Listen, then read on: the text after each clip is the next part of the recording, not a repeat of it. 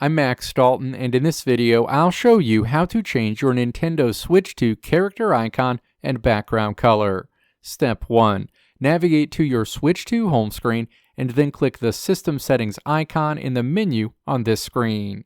Step 2.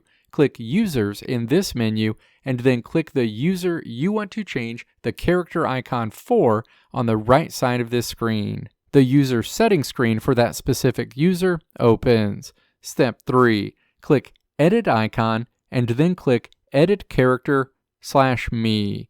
The Edit Character screen opens where you'll see a list of characters you can use as your Switch 2 character icon. Step 4.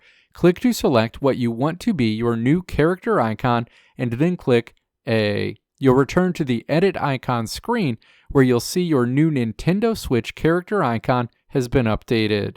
If you want to go further and also change the background color, you can do that by clicking Edit Background. Choose the new color you want to apply as the background for your character icon and then click A. You'll return to the Edit icon screen where you'll see your new Nintendo Switch character background color has been updated.